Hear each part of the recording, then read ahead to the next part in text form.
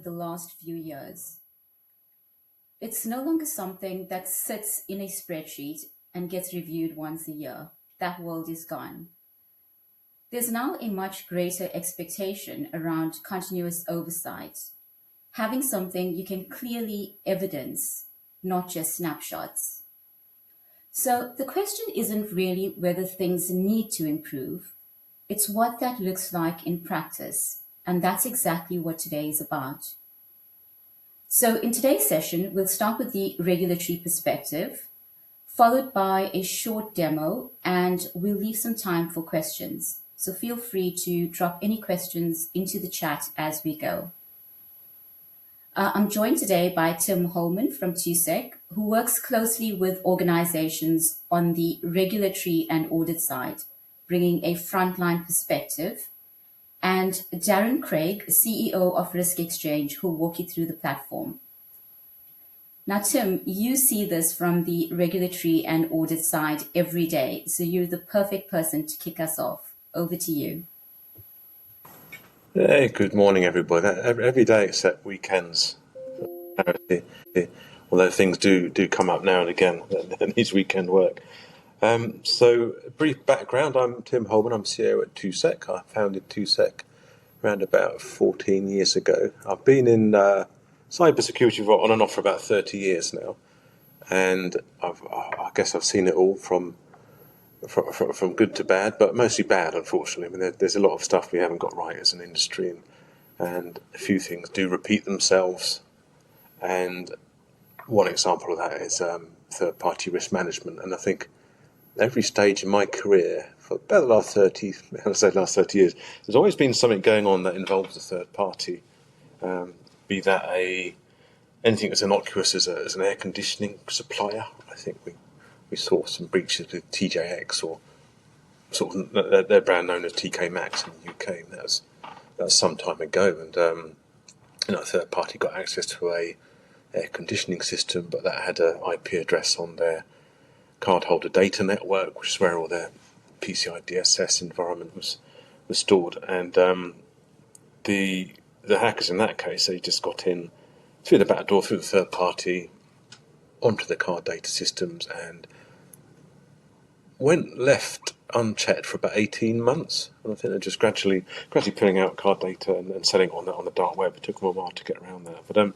that's an old one, and I don't like to name names, although I just did.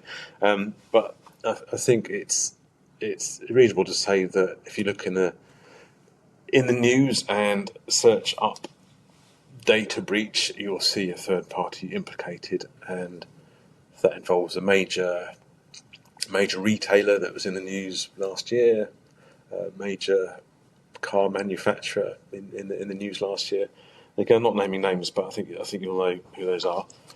And my job, I'm a consultant, I'm an auditor, I'm a pen tester. I pretty much do a little bit of everything. But a lot of my work has been around PCI DSS, and in the payment industry, pretty much everything is outsourced, or at least it should be. So when you're a merchant, you want to take your card details. I mean, you outsource your payments to a bank, be it HSBC, Barclaycard, or whomever.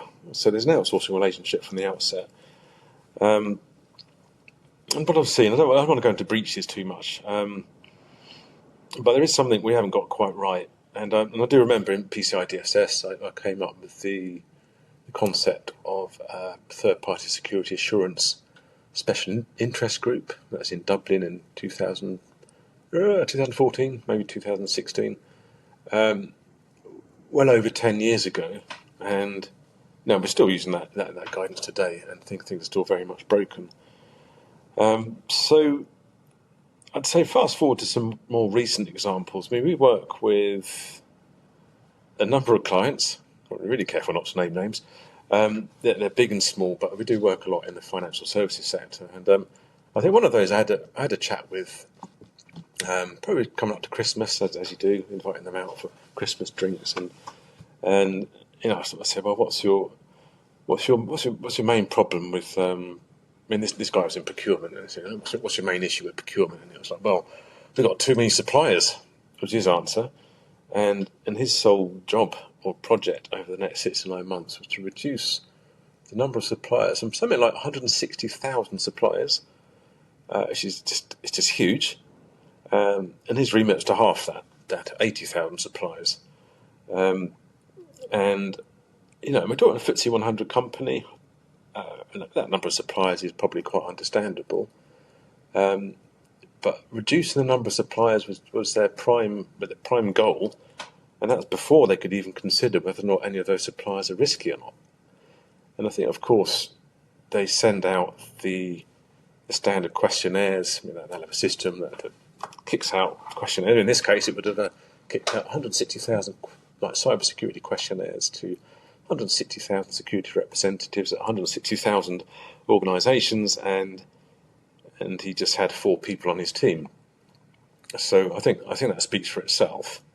So unless a supplier, volunteered the information and say, "Oh God, we've not done anything, we've not had a test, we don't handle your data securely or whatever," they'd have no idea if those suppliers actually presented any risk to the organisation, and that's very telling. And I think over the years, I think if you've look at things like the cloud adoption, so Azure, Microsoft, Google, all that lot, Amazon. Sorry, don't miss you out, Amazon. The industry has got into a habit of outsourcing stuff. So, namely, it's cheaper to outsource it. It's a business driver. Obviously, employing people to do things is expensive, especially in IT. There's skill shortages and all that. So, companies they feel obliged to outsource to keep their boards happy and all that. So the problem is getting I wouldn't say worse, but it's getting a lot broader.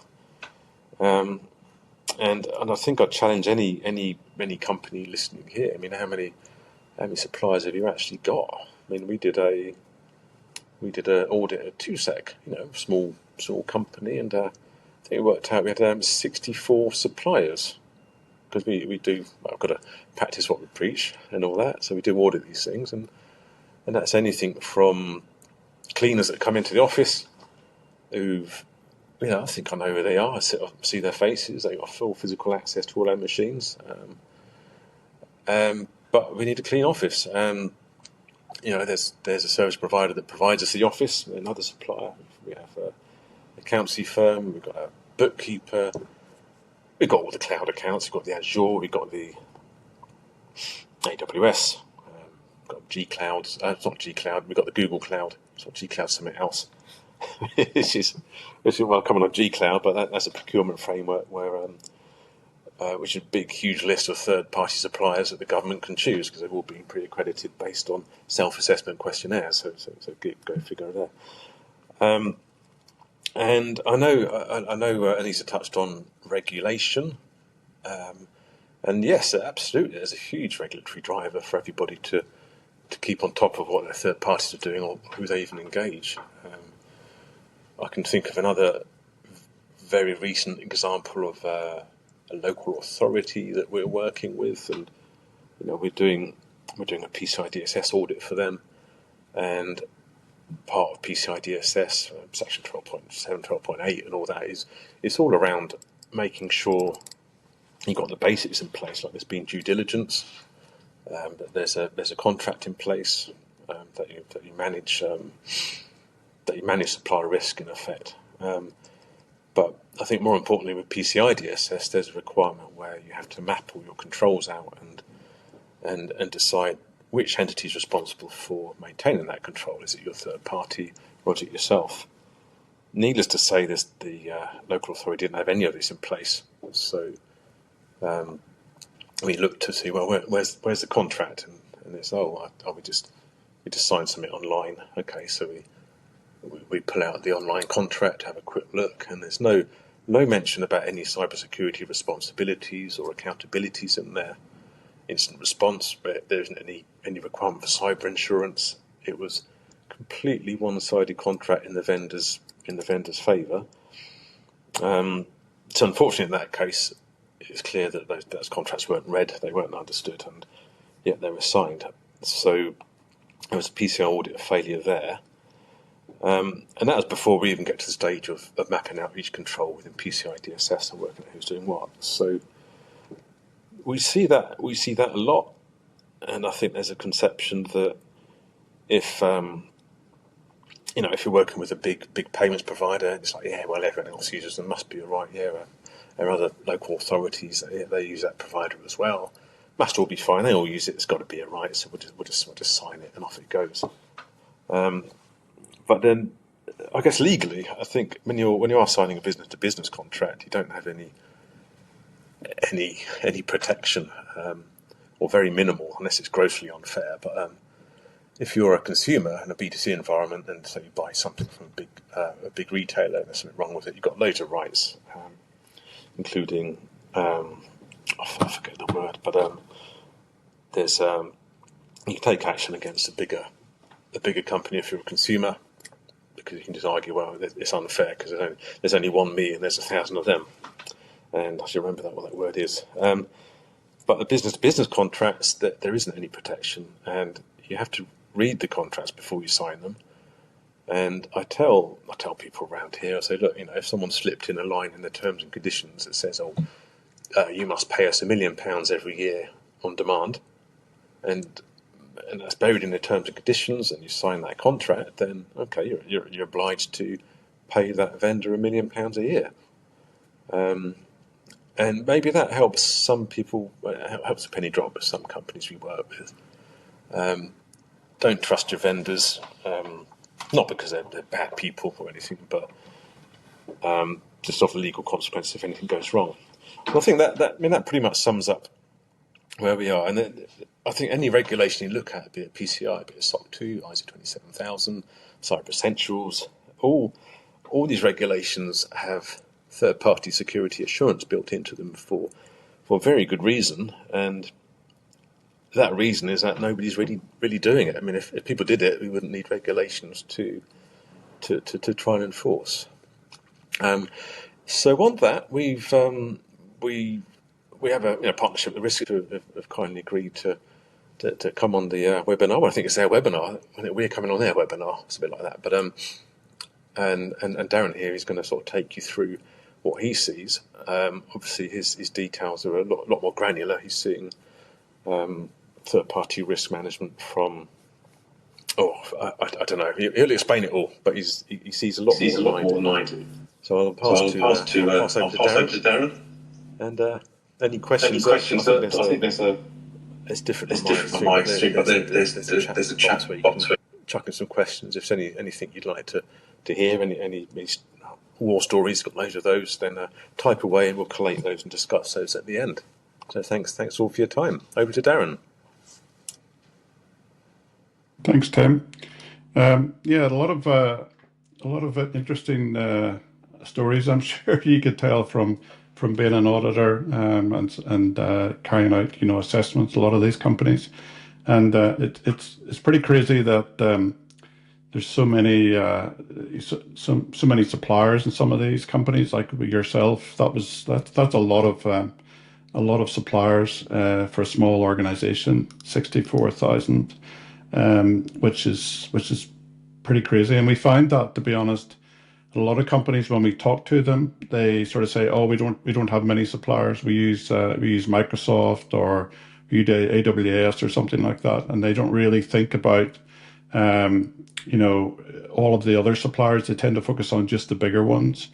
And one of the things we tend to do when we go in initially is we go through a similar process to what you just talked about. Is we would go through a sort of audit, or very high level audit, to try and identify what suppliers they currently use, what do they use that supplier for.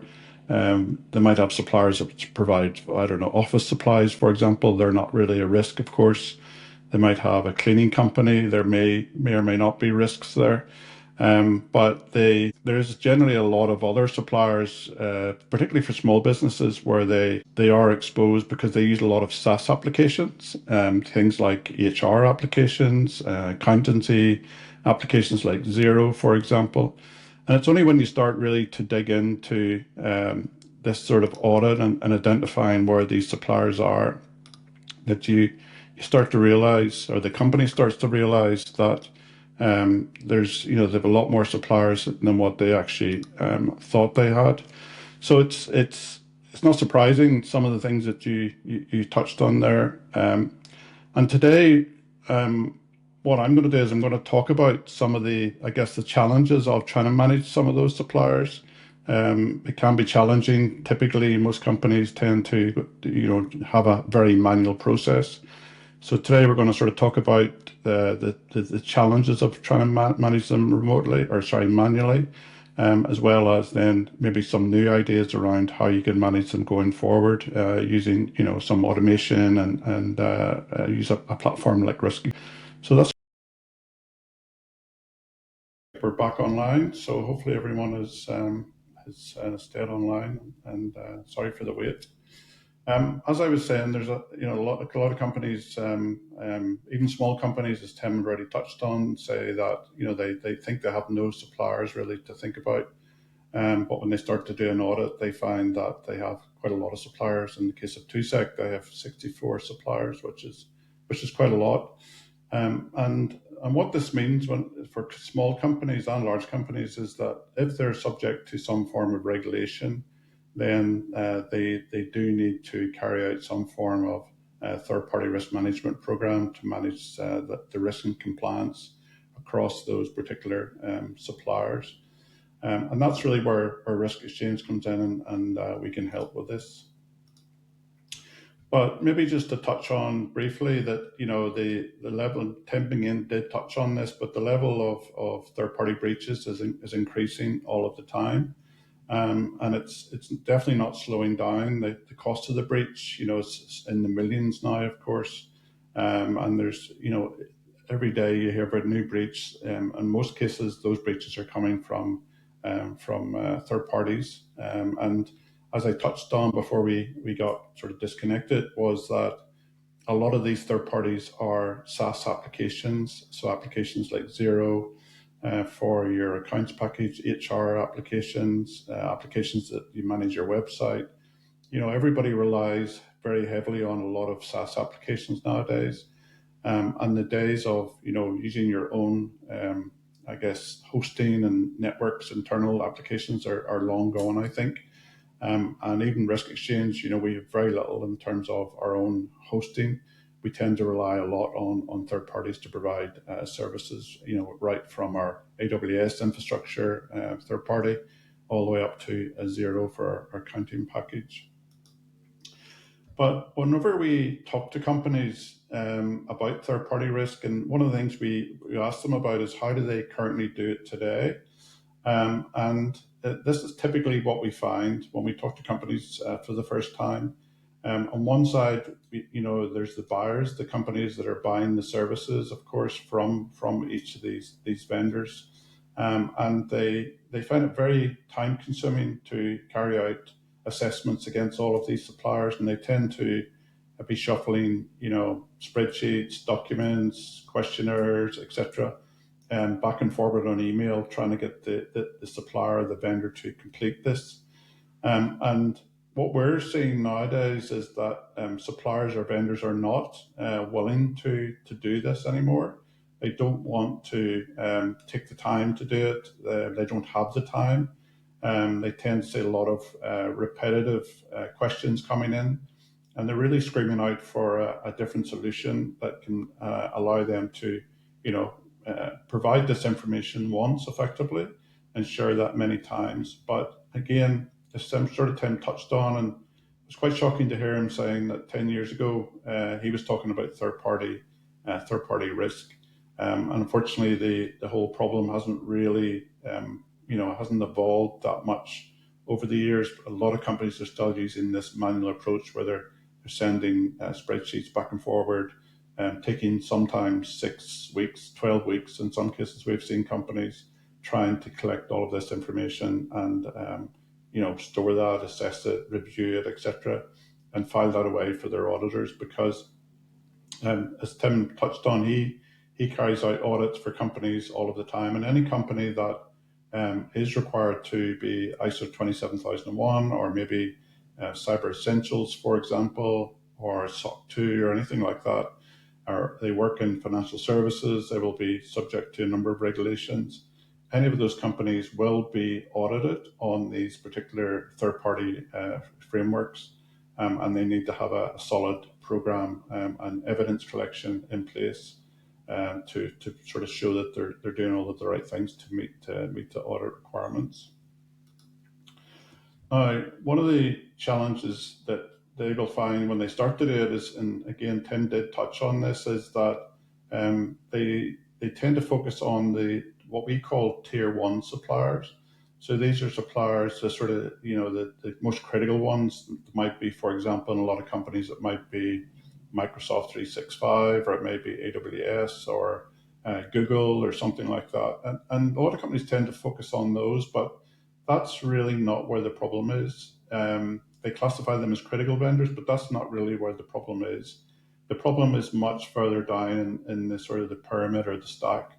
What we refer to is tier 2, tier 3 suppliers, and they tends to be a lot more, from our experience and the assessments that we run against companies, there tends to be a lot more risk within that particular group of suppliers. But the problem comes in that, once you go down into this tier 2, tier 3 level, then the number of suppliers increases dramatically. It might go from maybe 3 or 4 suppliers that are only critical. But once you start to assess all suppliers, then it can turn into maybe tens, 50, 100, 150, or maybe in thousands in some cases. So this is, again, where we can really help address some of these particular issues and make it much easier for companies to carry out assessments across their whole supply chain, not just their critical suppliers. Some of the challenges, just getting into some of the detail and some of the challenges, is that requesting companies are basically buyers, our customers. They're under threat. They're under threat of third-party breaches, so they have to do something about it. But they are finding it very difficult to measure the effectiveness of their program. They tend not to have any form of continuous monitoring in place, so they maybe are sending out one single spreadsheet once every year at best, or in some cases they're maybe sending out a questionnaire spreadsheet once every couple of years. And that's really not effective. Most of the regulations nowadays require you to have some form of continuous monitoring in place. And again, these spreadsheet questionnaires, or SAQs as they're referred to, tend to be unreliable.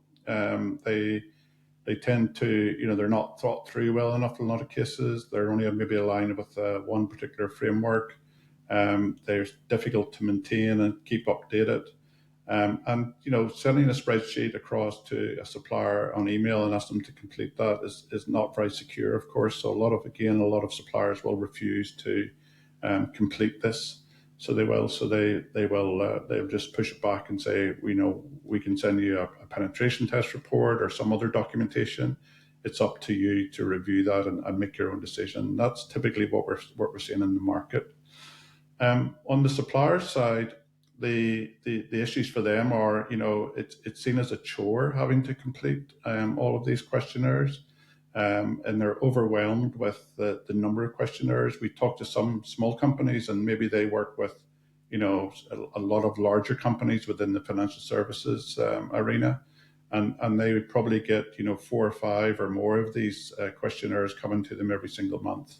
And again, what they have to do in a lot of cases is either push back, which can be difficult for a small company against a larger organization, or they have to hire extra people to provide all of this information and feed it back. But again, there is much better ways to do this, and we'll touch on that in a few minutes.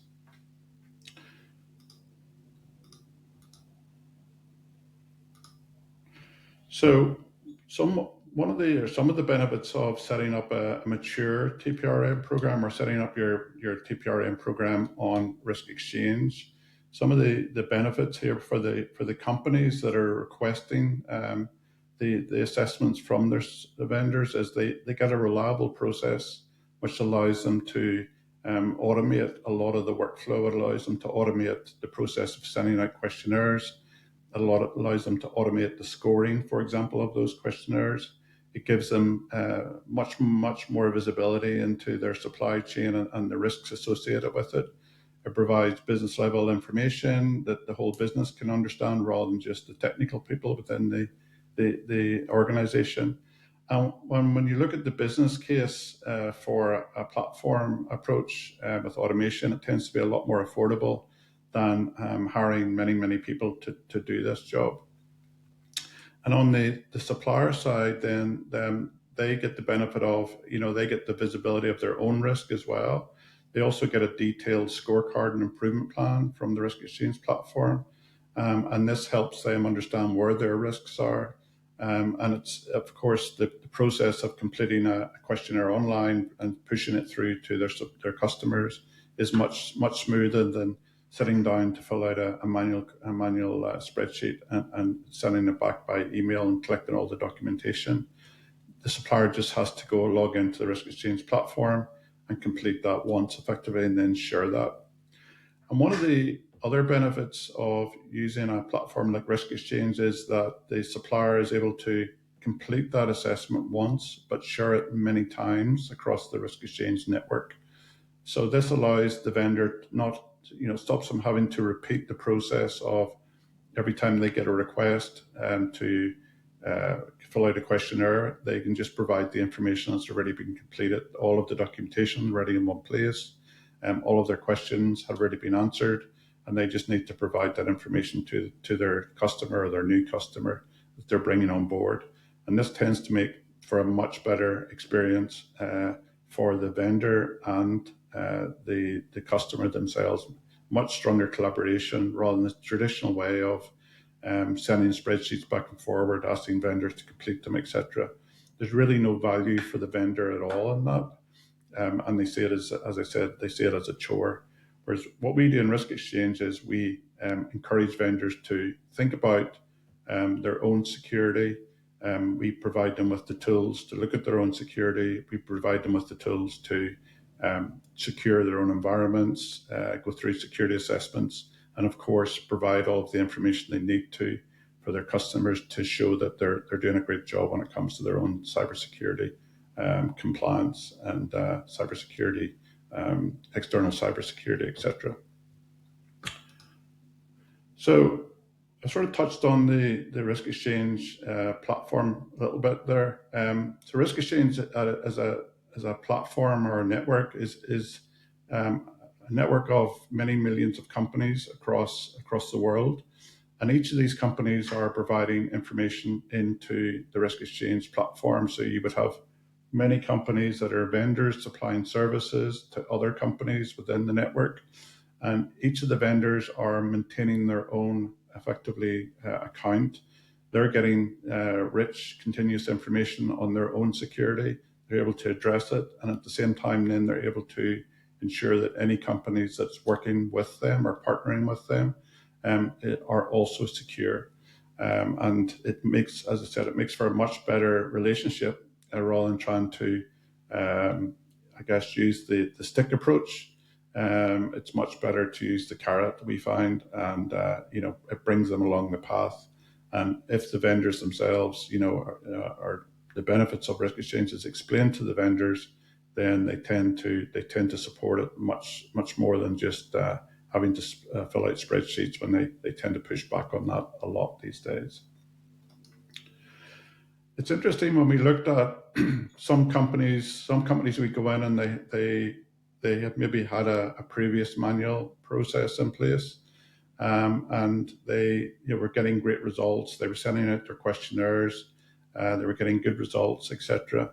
But whenever we went in and run the same suppliers through the Risk Exchange process, we found very big differences between the results they got from the manual process compared to using the Risk Exchange platform to provide this information. And you can see for yourself here, before analysis or when they were the vendors were what we call self-declared, they were filling out a questionnaire and just providing that information. Most of the vendors looked like they had a strong security program in place, 59% of them.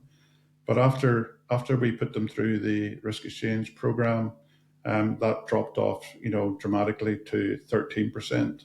And in some cases, there was some of the suppliers, 9% had literally no security at all on the information that they were processing on behalf of the customer. So again, it sort of just highlights, I guess, the fact that it's sending out a questionnaire.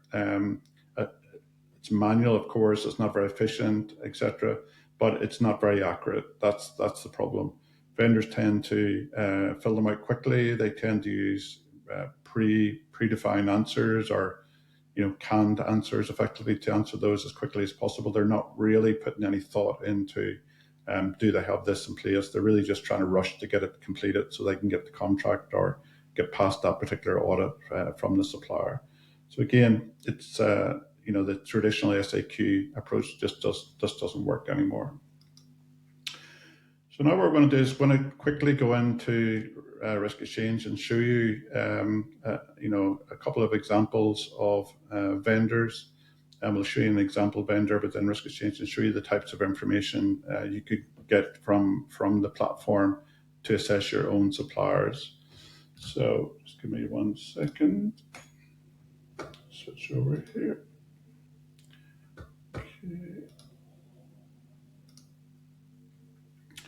Okay, so this is risk exchange itself, and it's not too technical. When you log into it, this is the first thing you'll see. You'll see a number of metrics, dashboards, etc. And the platform has been designed to be sort of easily understandable from anybody within the business. And the first important point of it is the RX score itself. And this score of 821 is the overall score for all of your suppliers within your network. And you also see the score distribution here, etc. The number of questionnaires that's been completed, the business impact, the top performing vendors and the worst performing vendors. And all of this data that you're looking at right now is collected automatically. So there's nothing for you to do as an organization. You just need to watch out for the alerts coming in, log in and run the reports that you need to run against your sort of portfolio of suppliers. But what I'm going to do now is I'm just going to bring up an example supplier, Uberbank, just to show you the sort of information we can have on a company itself. So you can see here we've got Uberbank, which is not a real company, but we can see that it's got a score of 802, which is not bad. Our score system runs from 0 all the way up to 900. The higher the score, the less risk we're effectively defining. Now, if the score was down around maybe 500 to 600, that tends to highlight a lot of risks for that particular supplier. So that would require, attention from the supplier to address whatever issues that we have identified. And what we typically find is that if a score is over a long period of time, if the score is around that number, 500 to 600, then it's almost guaranteed that particular supplier will suffer some form of data breach or a ransomware attack within the next 12 months. So again, it's extremely important to monitor suppliers on an ongoing basis. As I was saying earlier, it's not a case of just sending out one questionnaire once a year, once every couple of years, and getting the information back. It really doesn't tell you the full picture of where the problem is. So the score is really the North Star when it comes to monitoring and assessing vendors. But of course, as I touched on earlier, the vendors themselves also have access to this portal as well. So the vendors are able to log in at any point in time and see their own score. And they're also able to go in and see the actual detail of the particular issue. They can drill all the way down into the technical information that they need to address the score and improve the score itself. And as soon as they address that particular issue, then the score will reflect that straight away. So they'll see a change straight away. And then any other company that's connected or working with this particular supplier will also see that information updated in real time. So again, it provides real-time information across the network. Now, of course, the suppliers themselves, they probably will need to fill out some questionnaires for you.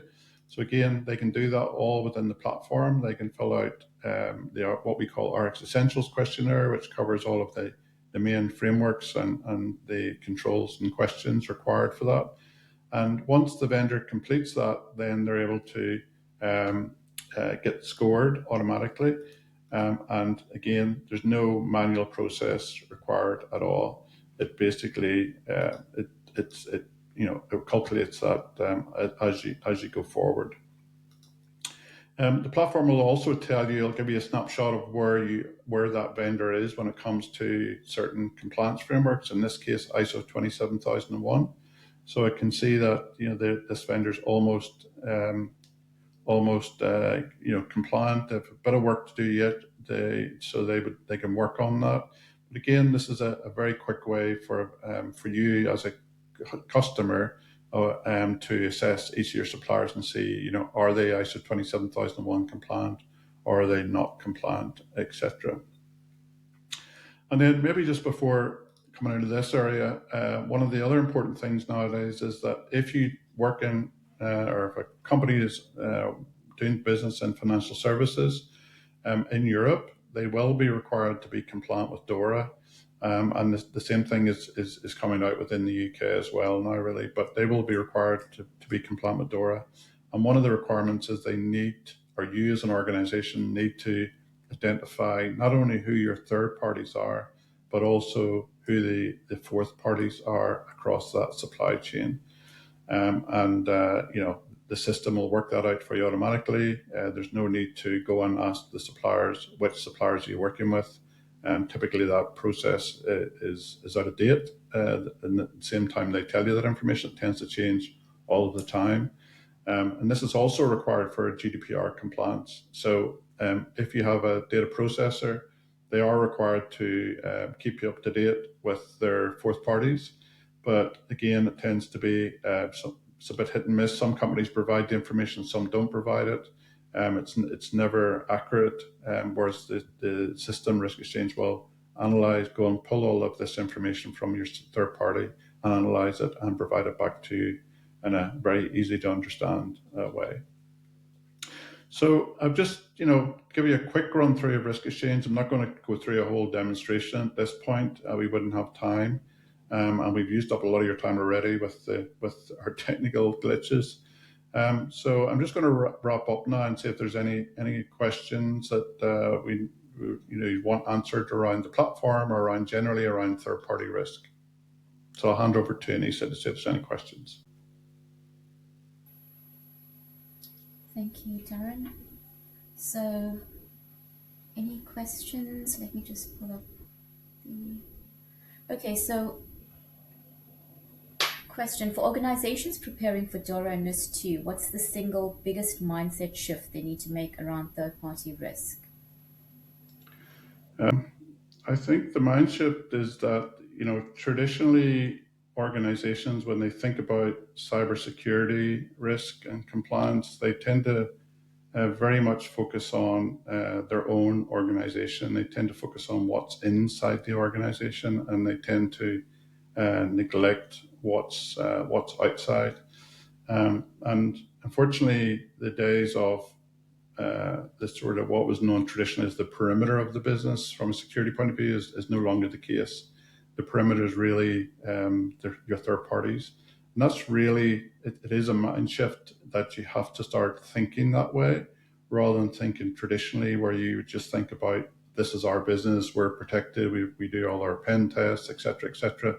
You really have to think about your third parties and your fourth parties when it comes to particularly DORA. It's important to think about the wider sort of ecosystem of all of those companies. All of those companies effectively, although not owned by you, but if they're processing data or connecting to your business in some way, then effectively do have a responsibility to make sure and ensure they do have security and compliance. Otherwise, you will fail the DORA and NIS2 requirements. So again, it's just trying to think about the wider picture, I guess, rather than just your own perimeter.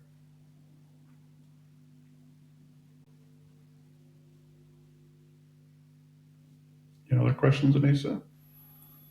Yep. So the next question on the list: if a company wanted to move from point in time assessments to continuous oversight, what's the most realistic first step? I guess the first step is not rushing in and putting in the platform. That's definitely not the first step. The first step is to sit down and really understand what the process looks like. It is a boring step in some ways, but it's a very critical step because you can't implement the platform to manage the process if you don't have a solid process underneath it. So the first step is really to um, identify what that process looks like, and we can help with that. We can help run a workshop for you. We offer a workshop which is free of charge, and we will come in and help you explore and define what that process looks like. In a lot of cases, some companies just don't have a clear process, so we would help develop that with them. Some companies have a process, but they it's maybe not mature, as it's maybe very quite basic in some ways, so it's not really meeting all of the requirements. So again, that's where we can help. We can come in and look at the existing process or help develop a new process. And then that would definitely be the first stage of before you implement a continuous security program across your suppliers. And then that way, whenever you turn on Risk Exchange, then you're really, Risk Exchange is really running the process for you, and you have a clear definition of what that is in terms of, who's involved in the process, what type of reporting that process needs to deliver, and also, where are the sort of the boundaries in terms of who looks after security, who looks after risk and compliance, who looks after data protection, for example. So I think the first step is really just to look at the process and workshop that out. And as I said, we're more than happy to come in and do that free of charge. Thank you, Darren. The next question here: where do you see organizations most commonly falling short after onboarding a supplier?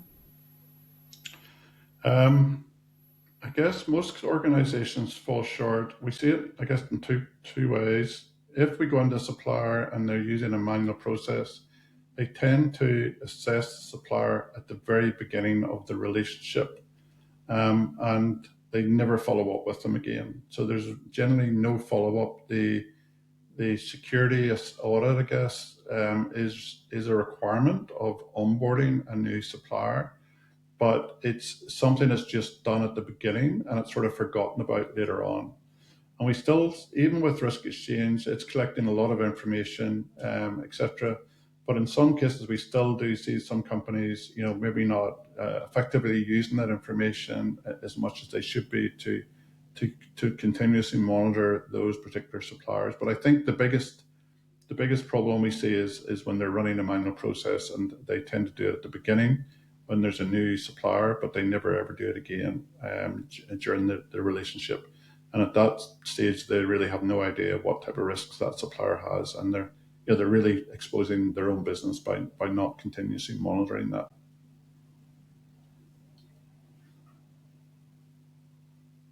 So I have another question here.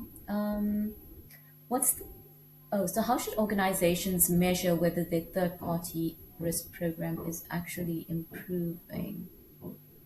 So, Yeah, it's it's a pretty difficult thing to do when you're running a manual program, but it's pretty straightforward to do with risk. You're able to go into risk and run a report which shows you, let's say you run this report each month.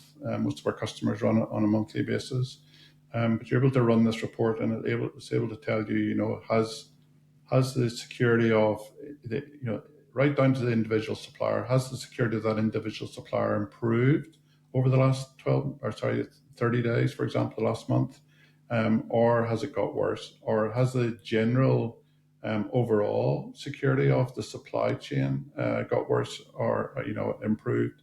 And really what you're looking for is you're looking for it to definitely not decline, but at worst case, stay flat, okay?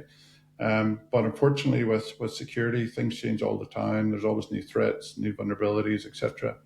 So it's very hard to keep a flat line. So really, it does require proactive, activities, monitoring, actions to ensure that you maintain that going forward.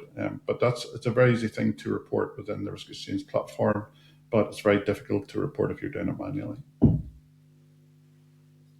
That makes sense. And what's the best way for security and compliance teams to work together on continuous monitoring without duplicating effort? Yeah. So again, you have to start with the process. If you look at a process of third parties onboarding right through to offboarding, for example, there will be a number of stakeholders within that process. There's going to be compliance that have requirements, maybe around ESG compliance, for example, or some company needs to be checked for sanctions checks, or different things like that, business type checks. But there will also be a data protection requirement within that supply chain process, and that might be the DPO if the organization is big enough. And you will also have security team, and each of these stakeholders have their own requirements, compliance, data protection, security, etc. And the Risk Exchange platform enables each of these suppliers to issue assessments and run reports for their specific requirements. So for example, a data protection person or DPO would want to know, are the suppliers GDPR compliant? So Risk Exchange can tell them that. The security team would want to know, do they have any security vulnerabilities we should know about? Have they had a data breach? Have they had a ransomware attack? So again, Risk Exchange can tell them that. The platform really is sort of been built in such a way that it allows these sort of vertical sort of stakeholders within the process to ask the platform for for whatever they need for their specific requirements, and it can be customized to meet that.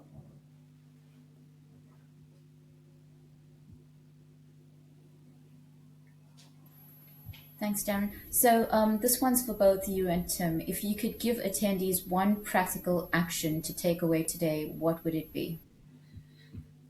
I guess the action for me would be to, as Tim touched on at the very beginning, he carried out an audit of his suppliers, and he sounded shocked when he realized his 64 suppliers within the supply chain for a small organization. So I think the first step for me is to go and look at that, and ask for some help around that to identify. Don't make this assumption that you don't have any suppliers. That's never the case nowadays, but we do hear that unfortunately quite often. So the first step is really to sit down and draw up a list of your suppliers. Draw up, what do they do for you? Ask yourself the question: if that supplier was no longer with us, they had a data breach, they were knocked out of action in some way. Maybe we've seen it recently with AWS data centers, for example, in the Middle East. What impact would that have on you as an organization? And that will really start to identify suppliers that are part of your critical business processes that you really can't do without. I think that's a super first step. And then once you understand sort of who you should be looking at as a risk point of view, from a risk point of view, and which suppliers you should be focusing on, then you can really start to understand how do you assess the risk and how do you monitor it going forward.